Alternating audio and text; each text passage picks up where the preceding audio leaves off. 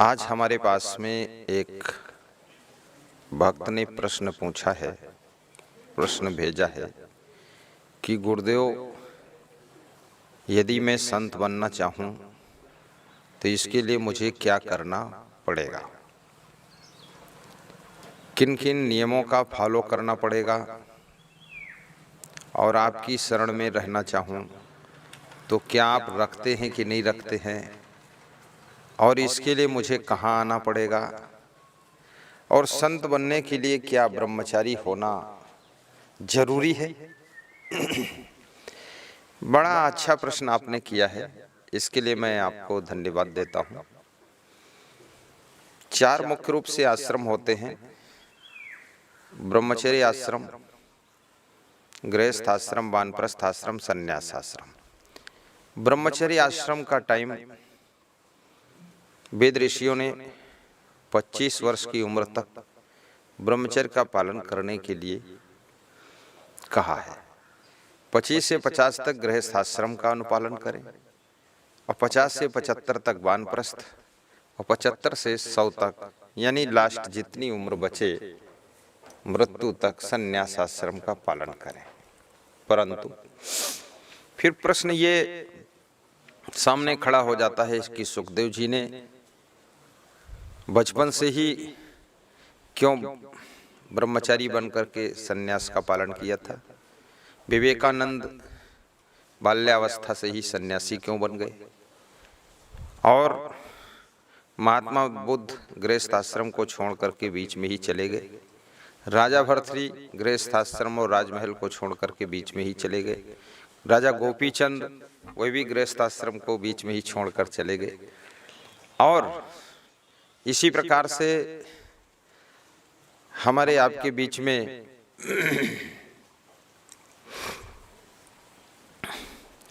बहुत से ऐसे साधु संत देखे जाते हैं जो बचपन से, कोई जैसे मेरे गुरुदेव जी श्री क्षमादेव जी 12 वर्ष की उम्र से घर बार छोड़ करके अपने गुरु की शरण में ब्रह्मचर्य आश्रम और संन्यास आश्रम दोनों का अनुपालन करते हुए आज उनकी 100 वर्ष उम्र हो गई है। इसी प्रकार से हमारे आश्रम के संचालक श्री गुरुमनदेव जी, वह भी 13 वर्ष की उम्र से ब्रह्मचर्य और संन्यास दोनों आश्रमों का अनुपालन कर रहे हैं। इस समय उनकी उम्र लगभग 94-95 वर्ष हो गई। इसी तरह हमारे आश्रम के कोठारी साहब पूज्य श्री अमान साहब जी, वे भी आज उनकी उम्र लगभग 85 वर्ष होगी, और वे भी अच्छी तरह से 12-13 साल की उम्र में ही अपने गुरु की शरण में, विशाल देव की शरण में आ गए थे। तो संन्यास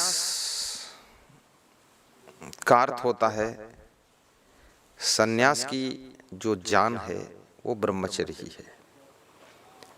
ब्रह्मचर्य के बिना वो व्यक्ति संत नहीं बनता है। जहां भोग है वहां गृहस्थ आश्रम है, और गृहस्थ आश्रम में यदि मर्यादा का पालन है तो उसे सद्गृहस्थ कहते हैं। और गृहस्थ आश्रम में भी यदि मनुष्य अपनी मर्यादाओं का पालन नहीं करता है, पति पत्नी एक पत्नी व्रत, एक पति व्रत का निर्वाह नहीं करते हैं, तो वे गृहस्थ में भी भ्रष्ट माने जाते हैं और उनको व्यभिचारी कहा जाता है। तो संत जीवन सबसे श्रेष्ठ जीवन है। संत को भगवान श्री राम ने अपने से भी बड़ा स्थान दिया है। और कितने भक्तों को मैंने देखा कहते हैं कि संत ही भगवान होते हैं, और कितने भक्त लोग मेरे से फोन करते हैं और कहते हैं कि आप संत के रूप में हमको भगवान ही मिल गए हैं। यानी संत का दर्जा भगवान से बड़ा है। इसलिए संत बनना बहुत अच्छी बात है, और संत कोई भी बन सकता है, लेकिन संत बनने की कुछ शर्तें होती हैं। नंबर 1, संत जिस दिन से हम संत मार्ग में आते हैं उस दिन से हमको नंबर 1 ब्रह्मचर्य का शुद्ध पालन करना चाहिए। और मांस, मछली, अंडा आदि कोई प्रकार का नशा व्यसन नहीं करना चाहिए, जुआ नहीं खेलना चाहिए। ये तो खैर सदगृहस्थ को भी नहीं करना चाहिए। संत को ताश भी नहीं खेलना चाहिए, न संत को गप सप लप करना चाहिए, न तो सिटी में खाम खा घूमना चाहिए, न सिनेमा देखना चाहिए, न पिक्चर देखना चाहिए, न कोई सीरियल ऐसे देखना चाहिए, गंदे सीरियल, इनसे भी दूर रहना चाहिए। और संत महात्मा को संतोषी भी होना चाहिए और अपने गुरु के प्रति यथार्थ श्रद्धा रखना चाहिए। यदि श्रद्धा नहीं है तो संत होने से कोई मतलब भी नहीं है, घर बार छोड़ने से। और श्रद्धा उसी की टूटती है जो व्यक्ति अहंकारी है, व्यभिचारी है, कामी है, क्रोधी है, लोभी है, मोही है, ईर्ष्यालु है। जिसके अंदर जितने अधिक अवगुण होंगे उसकी श्रद्धा उतनी ही कमजोर होती चली जाएगी। इसलिए अपने अवगुणों को छोड़ना चाहिए। और संत महात्मा के दो कार्य होते हैं, एक तो आत्म कल्याण, दूसरा लोक कल्याण। लोक कल्याण का अर्थ होता है समाज का सुधार करना, और समाज का सुधार वही कर सकता है जो अपना सुधार पहले करे। तो आत्म कल्याण का मतलब है अपना सुधार करना, अपने को ठीक करना, अपने को संभाल करके रखना, त्याग वैराग्य से रहना। वैराग्य कहते हैं कि संसार में कोई प्रकार का राग ना हो, उसे वैराग्य कहते हैं। राग, रंग, मनोरंजन ये साधु जीवन में नहीं होता है। और संत का मतलब ही होता है जहाँ पर माया मोह का अंत होता है वहीं पर संत की शुरुआत हो जाती है।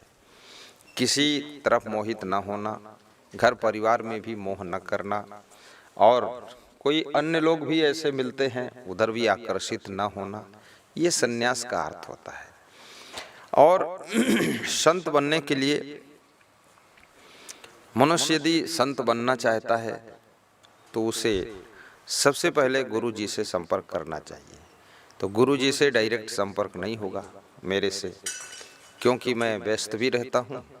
इसलिए आप 95 16 26 88 88 नंबर पर संपर्क करें, और या कि 97 54 67 22 82 नंबर पर संपर्क करें। और हमारा एक आश्रम है सोनपैरी, जो संतों के लिए, ब्रह्मचारियों के लिए, साधकों के लिए प्रशिक्षण का केंद्र है। वहाँ जा करके आप प्रशिक्षण प्राप्त करें और वहाँ ट्रेनिंग लें।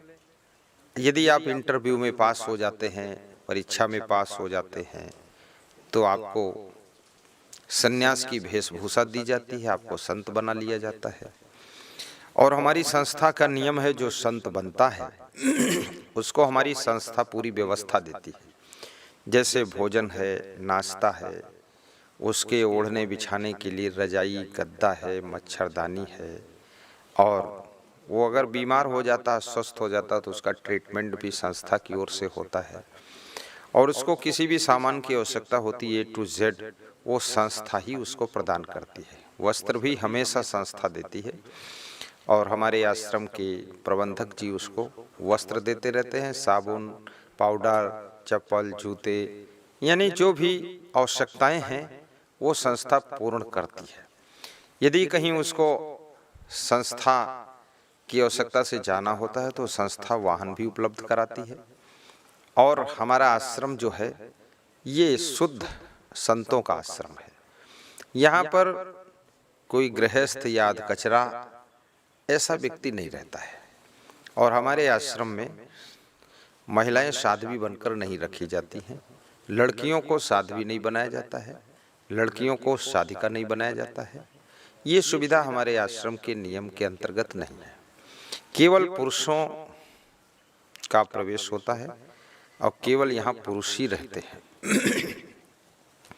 क्योंकि तुलसीदास ने कहा है कि नारी पुरुष दो हों त्यागी, तदपि रचिए जिम तृण आगी। स्त्री पुरुष दोनों त्यागी हों, फिर भी उनको जैसे घास फूस से अलग आग को रखो तभी आग नहीं लगती है, नहीं तो जलकर राख हो जाती है। ऐसे स्त्री पुरुष को दूर दूर अलग अलग रहना चाहिए। और संत मार्ग में, संन्यास में ब्रह्मचर्य का शुद्ध पालन करना चाहिए, ये नियम है। और शाकाहारी रहना चाहिए, ये नियम है। कोई प्रकार का नशा नहीं करना चाहिए, ये भी नियम है। और सफाई शुद्धता रखना चाहिए, ये भी नियम है। और सहनशीलता रखना चाहिए। काम, क्रोध, लोभ, मोह, ईर्ष्या, द्वेष, अहंकार, इनको जीतना चाहिए। संन्यास में नम्रता का बड़ा महत्व होता है, क्षमा का भी महत्व होता है, और सहनशीलता ही तपस्या का एक अंग होती है। और परस्पर प्रेम से रहना, ये संत सबको सिखाता है, पूरे संसार को ज्ञान देता है कि किस तरह से हमको रहना चाहिए और किस तरह से हमें जीवन जीना चाहिए। संत महात्मा को परिश्रमी भी होना चाहिए, स्वाध्याय करना चाहिए, पाठ करना चाहिए, पूजा करनी चाहिए, गुरुदेव की आरती वंदना करनी चाहिए और गुरुदेव की आज्ञा का पालन करना चाहिए। जो संस्था के नियम है उनको फॉलो करना चाहिए। संस्था के बहुत कोई कड़े नियम नहीं है। यहाँ भोजन में दाल, चावल, सब्जी, रोटी प्राय प्राप्त होता है, दूध भी प्राप्त होता है सभी साधकों के लिए और सभी संतों के लिए। और कभी कभी खीर पूड़ी और कभी कभी हलवा भी और कभी कभी छोले भी, कभी कभी पराठे भी, और कभी कभी होली त्योहार है या दीपावली है, रक्षाबंधन है, तो उस दिन कुछ पकवान जो भी होते हैं वो बनाए जाते हैं। और भक्त लोग भी पकवान ला देते हैं, जो शुद्ध पवित्र भक्त हैं, तो उनको भी वितरण किया जाता है और सभी को खिलाया जाता है और प्रेम से सबको रखा जाता है। और गुरुजी पहले उसको पाजामा कुर्ता सफ़ेद रंग का या कि उसे पैंट शर्ट सफ़ेद रंग की पहनने का आदेश करते हैं। कुछ दिन वो अपने रंगीन पैंट शर्ट में ही रहता है, गृहस्थ की वेशभूषा में। उसके बाद उसका कलर चेंज करते हैं, तो उसको गुरुदेव बोलते हैं जिज्ञासु है। जिज्ञासु का क्लास जब वो पास कर लेता है तब उसे मुमुक्षु की ड्रेस देते हैं, तो एक लंगोट देते हैं, तो वो लंगोट पहनता है। और जब मुमुक्षु का क्लास पास कर लेता है तब उसे जो है साधक की ड्रेस पहना देते हैं गुरुदेव। तब उसे एक साफी देते हैं और एक पगड़ी दे देते हैं, उसको पहन।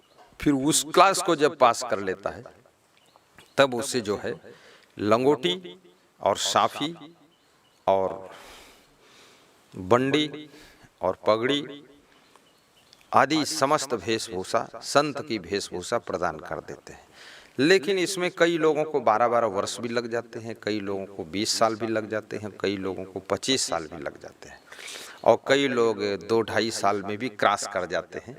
परीक्षा में जो अच्छे अंक ला रहे हैं, यानी जिनका त्याग वैराग्य ठीक है, श्रद्धा ठीक है और सब नियम संयम का फॉलो सही ढंग से करते हैं, तो उनको गुरुदेव साल 2 साल में भी पास कर देते हैं।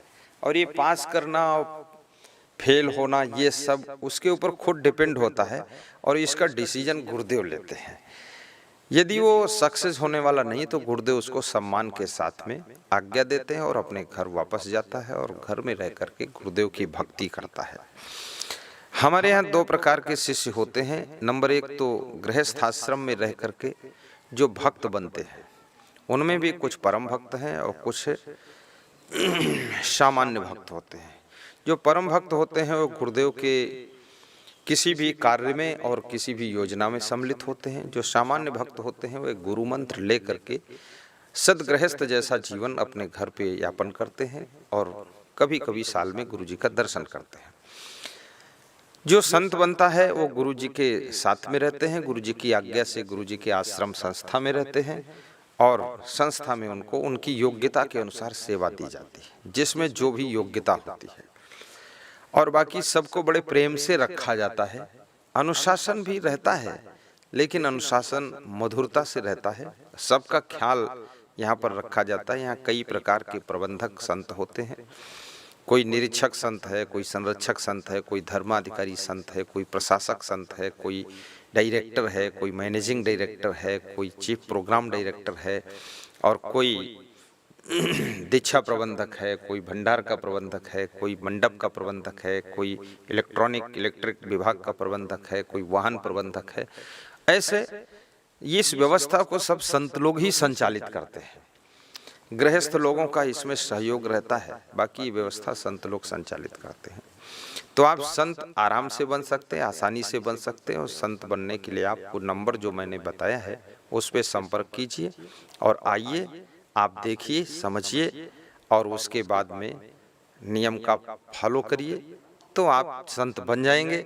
और संत जीवन से श्रेष्ठ जीवन कोई नहीं है। संत का मतलब है कि देवी देवताओं से भी श्रेष्ठ जीवन, जो सुख, जैसे काकभूषुंडी जी से गरुड़ जी ने पूछा सुख कहाँ है, तो गरुड़ जी ने जो पूछा तो काकभूषुंडी उत्तर देते हैं कि संत मिलन सम सुख जग नाही, नहीं दरिद्र सम दुख जग माही। संत का मिलन हो जाए, संत का दर्शन हो जाए, इससे बड़ा सुख संसार में नहीं है। अब यदि कोई स्वयं ही संत बन जाए तो फिर क्या बात। जैसे कोई पूछे मिठास कहाँ है तो लोगों ने बताया शक्कर में है, लेकिन खुद ही अगर शक्कर हो जाए तो क्या आनंद है। तो संत बनना अच्छी बात है। मैं भी संत बना था और बहुत दिनों से मैं संत बनना चाहता। कक्षा 9th में पढ़ता था, क्लास 9th, तब से मेरी इच्छा थी और मैं गुरु की तलाश कर रहा था। लेकिन उस समय छोटा था, उतनी हिम्मत नहीं पड़ती थी। फिर 11वीं में पहुंचा तो तेज कर दी तलाश मैंने गुरु की। उसके बाद मैंने जब पोस्ट ग्रेजुएट किया, अर्थशास्त्र से, इकोनॉमिक्स से मैंने पोस्ट ग्रेजुएट किया, उसके बाद मेरी तलाश तेजी से जारी हो गई। तो मैं कई जगह ढूंढा, कई जगह देखा, कई जगह गया, कहीं 2 घंटे रुका, कहीं रात भी रुका, लेकिन हमें कहीं पसंद आया नहीं, समझ में नहीं आया। कहीं तो लोग गंदे रहते थे, कहीं गुस्सा ज़्यादा करते थे, कहीं व्यवस्था सही नहीं थी, कहीं पर तो ऐसा था ज्ञान ही नहीं है, वहाँ खाली भीड़ मचा रखी है, गांजा पी रहे हैं लोग। कहीं तो ऐसा लगा हमको यहाँ तो साधु के नाम पर घर गृहस्थी जैसा ही चला रहे हैं, तो क्या मतलब हुआ अपना घर गृहस्थी छोड़ करके इधर आओ। तो फिर मैं धीरे धीरे एक बार नाम सुनता था, तपोभूमि विश्व कल्याण आश्रम, ग्राम मुस्तफाबाद, लखीमपुर खीरी, उत्तर प्रदेश। तो वहाँ गया। वहाँ जब मैंने गुरु जी का दर्शन किया, श्री क्षमादेव जी का, श्री गुरुमन देव जी का, छोटे गुरु जी, तो वहाँ मुझे अच्छा लगा, मन को भा गया। रात भर रुका और रात में ही मैंने गुरु मंत्र ले लिया, गृहस्थ धर्म वाली दीक्षा ले ली। सवेरे मैंने संत बनने के लिए निवेदन लगा दिया। फिर धीरे धीरे गुरु जी ने हमको 6 महीने बाद संत बनाया, टाइम लगा। और उसके बाद मैं गुरु जी के पास रहने लगा। तो 11 साल गुरु जी ने अपने साथ हमको रख करके पूरा भक्तों में भी भ्रमण कराना, सत्संग में ले जाना। और मैं गुरुदेव जी का फिर मैनेजमेंट करने लगा धीरे धीरे। पहले थोड़े दिन कैशियर आश्रम का रहा, फिर कैशियर से हमको और आगे फॉलो किया तो मैनेजमेंट में लग गया। तो मैनेजमेंट में करता रहा।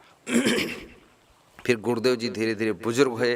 गुरुदेव जी ने सब अपना कार्य हमको सौंप दिया कि आप इस कार्य को करो, लोगों को दीक्षा भी दो और सब जो आए उनको संन्यास भी दो और भक्त बनाओ। तो वो भी कार्य मैं करने लगा। और मैनेजमेंट तो अभी भी मैं करता हूँ, मैनेजमेंट भी करता हूँ और गुरु का काम भी करता हूँ, और साथ में संत तो हूँ ही। और पवित्र भावना से रहता हूँ। पवित्र भावना यानी ये नकली संत वाला काम कोई नहीं, असली संत। असली संत का मतलब है कहीं माया मोह में फंसता नहीं हूँ, लसता नहीं हूँ और किसी के लफड़ा में जाता नहीं हूँ। और हम अपने नियम संयम से रहते हैं, अच्छे विचार रखते हैं और सभी के ऊपर करुणा और कृपा रखते हैं और प्रेम से रहते हैं। हमारे साथ में बहुत से संत हैं, जैसे हमारे साथ अभी ये संत आए थे, ये बालाघाट मध्य प्रदेश से हैं। ये अभी आए हुए, इनको 2 महीना हुआ है, इनका मन बहुत लग गया। ये भी आए थे, ये छत्तीसगढ़ से हैं, जांजगीर चांपा जिले से, इनको भी 1 ही महीना हुआ है। ये आए थे उज्जैन से हैं, इनको भी 2 महीने 2.5 महीने हुए हैं। और ये संत जी हैं, ये लखनऊ से हैं, तो ये भी ऐसे आए थे। तो इस तरह से बहुत संत हैं। इस तरह हमारे साथ में करीब 70 संख्या इनकी है और इनकी पूरी जिम्मेदारी हम ही लेते हैं, गुरुजी लेते हैं, हम भी लेते हैं और प्रबंधक सब बने हुए हैं हमारे संत, वो लोग जिम्मेदारी लेते हैं। और इनको A to Z टोटल व्यवस्था गुरुजी के माध्यम से ही इनकी होती है और इनको कोई प्रकार का दुख तकलीफ नहीं होती है। ये लोग कैसे आए, कहाँ से आए, इनको मैं अभी बता देता हूँ। ये बताएंगे आपको। ये क्या नाम तुम्हारा? यज्ञेश जी, थोड़ा सा बोलें आप। ऐसे बोलते क्या? आओ यहाँ बोलो, खड़े हो। तुम आए गुरु जी के पास में तो किस तरह ऐसे दर्शन करने आए थे, लेकिन फिर तुमको कैसा लगा और कैसे टिक गए? इधर बोलो। गुरु जी का प्रवचन सुनते सुनते आत्म ज्ञान होता गया। सांसारिक मोह माया से दूर ही रहना चाहता था और गुरु जी के साथ में ही रहकर सेवा गुरु जी का करना चाहता था, जो इच्छा आज पूरी हो गई। साहेब बंदे अब मैं संत बनूंगा। ये आए थे हमारे पास में दर्शन के लिए आए थे कि मंत्र ले लूंगा और गुरु जी के सानिध्य में 2-4 दिन रह करके लौट जाऊंगा। लेकिन ये 2-4 दिन रहिए, संत बनने नहीं आए थे। अभी जिनका फोटो दिखाया गया, आए थे तो केवल देखने के लिए, दर्शन कर लेंगे और चले जाएंगे। मोबाइल के यूट्यूब में सुनते थे, लेकिन इनको अच्छा लग गया तो बोले मैं संत बनूंगा। यहाँ बहुत सुख है, बहुत शांति है, बहुत और सब चीज शुद्धता पवित्रता है। यहाँ तो घर से लाख गुना अच्छा है। और मेरे संयम नियम से तो रहता ही हूँ, तो ये रहते रहते धीरे धीरे अभी इनको मैं पाजामा कुर्ता में ही रखता हूँ। 1 महीना लगभग इनको हो गया है और पाजामा कुर्ता में ही रखता हूँ, ताकि इनकी ट्रेनिंग चल रही है। अभी ये जिज्ञासु क्लास में है। अब धीरे से इनको जो है मुमुक्षु बना देंगे और फिर धीरे से इनको साधक बना देंगे, फिर धीरे से इनको संत बना देंगे। लेकिन इस प्रक्रिया में इनको लास्ट तक दर्जे पर पहुंचने में करीब करीब इन्हें 1 साल, 2 साल, 5 साल, 10 साल भी लग सकते हैं। पर इनकी स्थिति को देखते हुए ऐसा लगता है ये जल्दी क्रॉस करेंगे और जल्दी कंपटीशन में आगे निकल जाएंगे। तो इस तरह से सन्यास कोई भी ले सकता है, संत बन सकते हैं। और आपको मैं धन्यवाद देता हूं, आपने जो प्रश्न पूछा ऐसा कि आने के लिए आप हमारे छत्तीसगढ़ प्रदेश में सद्गुरु मानव सेवा असंगाश्रम ट्रस्ट चैरिटेबल ट्रस्ट में आइए। और वहां पर रायपुर से ये 10 किलोमीटर 5 किलोमीटर दूर है, ज़्यादा दूर नहीं, सिटी से जुड़ा हुआ है। राजधानी से संतोषी नगर होते हुए बस में बैठ करके आप सोनपैरी एक गांव है, वहां पर आश्रम है, आ जाइए। आपका सम्मान है, स्वागत है।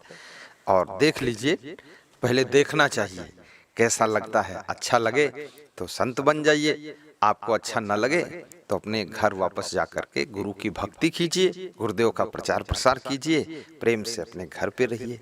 बहुत बहुत धन्यवाद, शुभकामना। आपका मैं प्रोग्राम कराना चाहता हूं तो प्रोग्राम कैसे मिलेगा? ये प्रोग्राम बहुत आसानी से मिल सकता है, क्योंकि हम 12 महीने प्रोग्राम करते रहते हैं और ऐसे प्रोग्राम करते रहते हैं कि इस जिले से उस जिले में, इस प्रदेश से उस प्रदेश में, इस देश से उस देश में, इस गांव से उस गांव में। और हम प्रोग्राम प्रायः 1 दिन का देते हैं या 2 दिन का देते हैं और बहुत मुश्किल से 3 दिन का प्रोग्राम देते हैं। प्रोग्राम के लिए आप संपर्क यदि साधना चाहते हैं तो फिर 97546722 पर संपर्क करें डायरेक्ट, या 9516262222 इस पर संपर्क करें। ये प्रोग्राम विभाग देखते हैं। तो पहले जो नंबर लिखाया हूं 9754672282, वो नंबर पर आपको प्रोग्राम मिलेगा और प्रोग्राम की पूरी जानकारी मिलेगी।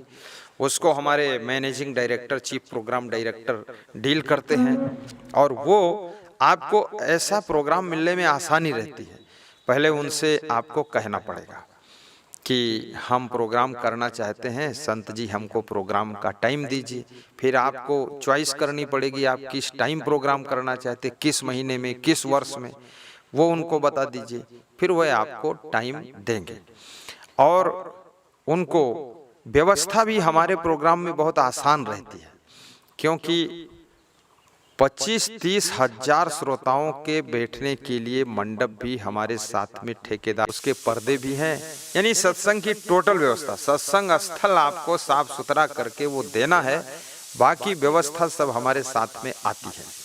और उस व्यवस्था में बहुत बड़ी बात है, वो व्यवस्था आपको मिलेगी। माइक सिस्टम भी बहुत बड़ा आता है और साथ साथ में हमारे ये जनरेटर भी आता है और साथ में व्यास गादी भी आती है, सजावट के लिए फूल वगैरह आते हैं। और कुछ आप वहाँ से भी अपने व्यास गादी की सजावट कर सकते हैं। और संत महात्मा हमारे साथ में आते हैं, कभी 21 संत आते हैं, कभी 15 संत आते हैं और कभी ऐसे बढ़ जाते हैं तो 25-30 संत हो जाते हैं, ज़्यादा संख्या इनकी नहीं हम बढ़ाते हैं ताकि भक्त के ऊपर लोड भी ना आए। और संत लोग संस्था की गाड़ियों से ही आते हैं और 2 ट्रकों में पंडाल आता है और 1 ट्रक में माइक सेट आता है, वीडियो कैमरे भी 3-4 आते हैं और साथ में तुरंत लाइव टेलीकास्ट भी यूट्यूब पर कर देते हैं, उसका भी मशीनरी सिस्टम सब आता है और गुरुदेव का बिस्तर का सामान वो भी सब आता है। खाली बेड आपको देना होता है और टेबल वगैरह देने होते हैं। गुरुदेव के बैठने के लिए सोफा वगैरह की व्यवस्था आपको करनी होती है और जिस मकान में रहना होता है उस मकान में कोई गृहस्थ ना रहे, ये शर्त होती है। कोई गृहस्थ ना रहे, दूसरे लोग ना रहें, वहाँ पर माताएं बहनें ना रहें और उस मकान को पूरा खाली करना है और आप अपना सामान एक कमरे में बंद करके ताला मार दीजिए। वहाँ पर लेट बात की व्यवस्था साफ सुथरी रहे और हमारी संत मंडली का जो भोजन भंडारा है, अगर बड़ी जगह है तो वहीं पर बन जाता है, अगर छोटी जगह है तो उनके लिए कोई दूसरा स्थान ढूंढना पड़ता है, लेकिन वो भी माताओं बहनों से मुक्त स्थान होना चाहिए क्योंकि हम लोग ब्रह्मचारी संत हैं, हम त्यागी तपस्वी संत हैं। तो माताओं बहनों के साथ में हर समय रहने से अच्छा नहीं लगता है, अपने को संकोच लगता है, शर्म भी लगती है और साथ साथ में कुसंग भी पड़ता है, इसलिए हम उनके साथ में नहीं रहते हैं। दूर नियम हमारा है, हमारी संस्था का। और परस्पर सब लोग संगठन भी बनाइए, प्रोग्राम करना चाहते हो गांव के साथ मीटिंग बैठिए, 10 गांव के साथ अच्छे 10 गांव के लोगों को बुलाइए, 50 गांव के लोग मिलजुल करके प्रोग्राम करिए। प्रोग्राम में अर्थव्यवस्था मजबूत रखना चाहिए क्योंकि अब प्रोग्राम आप कर रहे हैं, आपकी अर्थव्यवस्था कमजोर है तो बड़ी मुश्किलें आ सकती हैं, उसमें व्यवस्थाएं बिगड़ेंगी। प्रचार प्रसार आप तगड़ा करें, यानी प्रचार प्रसार का महत्व होता है क्योंकि व्यवस्था कितनी अच्छी बना ली, अगर प्रचार प्रसार नहीं किया है तो लोग वहाँ इकट्ठे नहीं हो पाएंगे, सूचना मिलनी चाहिए सबको।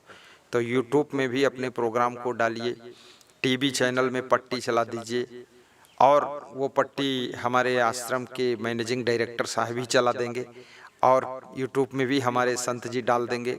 अनाउंस करवाइए, अनाउंस की गाड़ी 1 चाहिए या 2 चाहिए, संस्था की ओर से आपको फ्री मिलेंगी। डीजल डालिए, उसमें ड्राइवर को भोजन कराइए, गांव के 8-10 लोग बैठ जाइए और उस गाड़ी को लेकर जाइए। एक दिन में 25 गांव में अनाउंस करेगी, अनाउंस फिट आएगा, उसमें सब बना हुआ है। और हमारे संस्था से आपको पोस्टर, पंपलेट, होर्डिंग ये सब बने हुए फिट मिलेंगे। पोस्टर छपे हुए आएंगे और पंपलेट भी आएंगे और होर्डिंग भी आएंगे।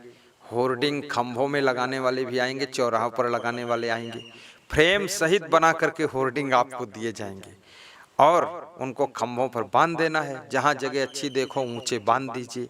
तो प्रचार प्रसार खूब होना चाहिए। कुछ आमंत्रण कार्ड छाप लीजिए जो कि विशेष लोगों के द्वार पर जा कर के उनको निमंत्रण दीजिए। सम्मान के साथ क्षेत्र के जैसे माननीय गण हैं, सांसद हैं, विधायक हैं, एमएलसी हैं, जिला पंचायत सदस्य हैं, मुखिया है, चेयरमैन है, पत्रकार मंडल है, इनको सम्मान के साथ आमंत्रित भी कर लीजिए। जैसे डीएम है, एसडीएम है, तहसीलदार हैं, पटवारी है, इनको भी आमंत्रित कर लीजिए क्योंकि वह भी मनुष्य हैं, उनका भी कल्याण हो और उनको भी ज्ञान की आवश्यकता है, उनको भी शांति चाहिए और सब आएंगे प्रेम में और सुनेंगे, सबका उद्धार होगा। और प्रवचन मानव समाज के सुधार के लिए है, प्रवचन तुम्हारा सौभाग्य उदय करने के लिए है, प्रवचन आपकी उन्नति के लिए है, प्रवचन आपकी शांति के लिए है, प्रवचन आपकी जिंदगी से जुड़े हुए नाना प्रकार के विषयों पर प्रवचन होता है। तो उस प्रवचन का लाभ लीजिए। और इसमें आप जब तारीख लेंगे तब आपको कुछ एडवांस राशि भेजना पड़ता है मैनेजिंग डायरेक्टर साहब को। उनका नंबर 9754672282 है। उनको राशि अकाउंट में भेज देंगे। वो राशि उस चीज़ की है जैसे बयाना दिया जाता है, बयाना दिया जाता है। तो ऐसे कि आपका प्रोग्राम पक्का हो गया। और कार्यक्रम होने से पहले व्यवस्था खर्च पूरा आपको जमा कर देना पड़ता है। डेट मिलेगी, व्यवस्था खर्च आप भेज दीजिए, तब आपका कार्रवाई आगे बढ़ेगा। क्योंकि वहाँ से जो है 25 कर्मचारी आएंगे जो कि मंडप लगाएंगे, उनका खर्चा, मंडप का खर्चा, हालांकि ये सब नॉमिनल खर्चा होता है, बहुत महंगा नहीं होता है। वीडियो कैमरों का खर्चा, माइक सिस्टम का खर्चा, ट्रकों का खर्चा, ये सब खर्चा मिला करके वही व्यवस्था खर्च उनको देना पड़ता है। और गुरुदेव जब आपके यहाँ आएंगे तो गुरुदेव हैं, संत महात्मा हैं, इनको वस्त्र दान कीजिए या साल दान कीजिए या इनके सेवा के लिए कुछ वस्तुएं जो आवश्यक हों वो ला दीजिए और इनको दक्षिणा दे दीजिए। आपके गुरु जी हैं, आपके संत जी हैं, आप इनको इतनी दक्षिणा दे दीजिए कि जिस वाहन से लोग आए हैं उस वाहन का डीजल खर्चा वो सब इनका निकल जाए, ताकि इनको भी असमंजस ना पड़े। और इस तरह से प्रचार प्रसार ज़्यादा से ज़्यादा करिए, एफएम में भी प्रचार प्रसार कर दीजिए और माउथ टू माउथ भी प्रचार प्रसार कीजिए और गांव में मीटिंग जरूर कीजिए, सबको जोड़ लीजिए, क्योंकि ना जोड़ने से कुछ लोग ऐसे होते हैं जिनके स्वाभिमान को ठेस लगती है और फिर विरोध करने लगते हैं। और सबका सहयोग भी ले लीजिए, कोई सहयोग दे या न दे, आप अपनी तरफ से कह दीजिए, हाथ जोड़ के प्रार्थना है कि हमको सब लोग सहयोग दें। ये कार्यक्रम जो है महायज्ञ है, ज्ञान का यज्ञ है और सबके कल्याण के लिए है, तो लोग सहयोग करेंगे और वो सहयोग से आपको सरल हो जाएगा। गांव वालों को सेवाओं की ड्यूटी भी वितरण कर दीजिए कि जल व्यवस्था आपके जिम्मे है, भोजन व्यवस्था आपके जिम्मे है, संतों की व्यवस्था आपके जिम्मे, आप देख रेख वहाँ करें। 4 लोग जो आगंतुक आएंगे उसको रिसीव करने की ड्यूटी आपकी है। सबको सम्मान, उनके कार्ड भी लगा दीजिए, बैच लगा दीजिए, उनका सम्मान होना चाहिए। सभी लोग जो है सफ़ेद पैंट शर्ट या सफ़ेद कुर्ता पाजामा कार्यक्रम के समय यूनिफॉर्म धारण करें और कार्यकर्ताओं के बैच लगा होना चाहिए, कार्ड लगा होना चाहिए, ताकि उनकी अलग से पहचान हो सके। और यदि श्रोताओं के लिए भंडारा आप करते हैं, करना चाहते हैं, यदि क्षमता है आपके तो करें, क्षमता नहीं है तो अपने क्षमता अनुसार प्रसाद बांट दें, बूंदी का प्रसाद बांट दें या लड्डू का प्रसाद बांट दें या वो लैया मुर्रा मुरमुरा जो बोलते हैं उसको बांट दें, जैसी आपकी क्षमता हो। लेकिन यदि भंडारा कर सकते हैं तो बहुत अच्छी बात है, तब तो सोने में सुगंध है, क्योंकि प्रोग्राम तो अच्छा होता है लेकिन प्रोग्राम में भोजन व्यवस्था होती है तो उसमें श्रोताओं की संख्या भी बढ़ जाती है और श्रोताओं की संख्या जब बढ़ती है तो बहुत बड़ा फायदा ये होता है कि सबका सुधार होता है। अभी जैसे नेपाल में सिमरौनगढ़ में प्रोग्राम हो रहा था तो करीब 50-60 गांव के लोग मिल करके वो प्रोग्राम कर रहे थे, बहुत बड़ा प्रोग्राम था, लेकिन कोरोना के कारण वो पोस्टपोन हुआ। हमारे राज बिराज के डॉक्टर दिलीप यादव जी प्रोग्राम कर रहे थे, जो बैंकों के मालिक हैं, उनका भी बहुत बड़ा प्रोग्राम था, बहुत बड़ा संगठन उन्होंने खड़ा किया था और आर्थिक स्थिति में वो स्वयं संपन्न थे। यदि आप आर्थिक स्थिति में स्वयं संपन्न हैं तो आर्थिक सहयोग किसी से मत लीजिए, उसमें और प्रोग्राम में शान आ जाती है। और यदि आप में संपन्नता नहीं है तो आप आर्थिक सहयोग ले सकते हैं, उसमें कोई बुरा नहीं है। यदि आप आर्थिक सहयोग के लिए लोगों को प्रेरित करते हैं और लोग आपकी निंदा करते हैं, बुराई करते हैं, तो उसको मत डरिए, क्योंकि निंदा तो भगवान राम की भी लोगों ने किया था और कृष्ण से भी विरोध किया था, राम का विरोध किया। तो ये दुष्ट राक्षस जो है ये तो हमेशा रहते हैं, इनकी निंदा बुराई से डर करके आप अपना कार्य बंद मत करिए। आप तो सबका सहयोग लेकर के पुण्य का कार्य कर रहे हैं, लोग बकते रहेंगे, उससे घबराने की जरूरत नहीं है। और हमारा प्रोग्राम करना बहुत आसान है, क्योंकि सत्संग की पूरी व्यवस्था हमारे यहाँ से आती है, सब लाइट मंडप में वहीं से लगती है। अब यहाँ लाइट लगानी है, अगर जैसे सत्संग स्थल से गांव तक लाइट, सड़क पर लाइट, वो आप यहाँ लोकल में लगवा दीजिए, ताकि यहाँ लोकल वालों को कुछ फायदा होना चाहिए। या भोजनालय में कुछ मंडप लगाना है तो लोकल में जिनके पास मंडप उनका लगा लीजिए। और फूल माला भी पर्याप्त लाइए ताकि स्वागत में भी कमी न रह जाए, उसकी व्यवस्था भी अच्छी बना लीजिए। और संत महात्मा तो संतोषी होते ही हैं, इनके भोजन व्यवस्था में दाल चावल सब्जी और आटा और मिर्च मसाला, बस यही लाना पड़ता है। और ज़्यादा कुछ सिलेंडर पूड़ी कचौड़ी हम किसी से मंगाते नहीं हैं। अपनी तरफ से कोई बोलता है कि पूड़ी बना लो आज, तो कभी कभी संत लोग बना लेते हैं। बाकी सादा भोजन सादा जीवन हम रखते हैं और सादे कपड़े भी पहनते हैं, क्योंकि हम संत हैं और संत को सादा रहना ही चाहिए और सिंपल भोजन करना ही चाहिए। इससे साधना भी बनती है अच्छी और मन भी पवित्र रहता है और जीवन में सबको प्रेरणा भी मिल जाती है कि देखिए ऐसा सिंपल जीवन होना चाहिए। तो ये जो प्रोग्राम करने की इच्छा है ये महापुण्य का कार्य है, क्योंकि कृष्ण भगवान से अर्जुन ने पूछा था कि अश्वमेध यज्ञ, घृतमेध यज्ञ, अजयमेध यज्ञ, गोमेध यज्ञ, नाना प्रकार के यज्ञ हैं, हवन हैं, इनमें सबसे श्रेष्ठ यज्ञ कौन होता है? तो कृष्ण ने कहा था ज्ञान यज्ञ श्रेष्ठ यज्ञ है। और ज्ञान यज्ञ कोई बहुत बड़े महात्मा तत्व ज्ञानी के मुखार बिंद से जो ज्ञान की चर्चा होती है उसे ही ज्ञान यज्ञ कहा जाता है। तो उन्होंने इस श्लोक में बताया है, तत्विधि प्रणिपातेन परिप्रश्नेन सेवया उपदेक्ष्यन्ते ज्ञानम ज्ञानिना तत्व दर्शिना श्रेयान द्रव्यम यज्ञात् ज्ञान यज्ञ परम तप सर्वम कर्माखिलम पार्थ ज्ञाने परिसमाप्यते। ज्ञान यज्ञ को श्रेष्ठ यज्ञ बताया गया है। सत्संग कराना तो इतना पुण्य का काम है, कल्याण का काम है, प्रोग्राम करना कि हजारों लाखों लोगों के पाप ताप संताप त्रैताप सब मिट जाते हैं, स्वभाव बदल जाते हैं, आचरण सुधर जाते हैं, घर घर में शांति आती है और सबका सुधार होता है। इसलिए प्रोग्राम करने वाले को बहुत बड़ा पुण्य मिलता है और प्रोग्राम करना चाहिए। और इसमें बहुत ज़्यादा परेशानी नहीं है। जिस राह से गुरुदेव को आना है उस राह की भी साफ सफाई कर दीजिए, जल का छिड़काव कर दीजिए, गुरुदेव का आवास स्थल साफ कर दीजिए, वहाँ गमले उमले रख दीजिए और व्यास गादी पर भी गमले फूलों के रख दीजिए, सजावट बना लीजिए और गांव वालों को सबको जोड़ लीजिए। और ये तो एक प्रकार से गांव का नहीं, पूरे क्षेत्र का नहीं, पूरे जिले का कल्याण करने का कार्यक्रम है और इससे आपको सुख शांति सकून उन्नति सब कुछ प्राप्त होगी। अतः कार्यक्रम आप कर सकते हैं और उन्नति कर सकते हैं। बहुत बहुत धन्यवाद, शुभकामना।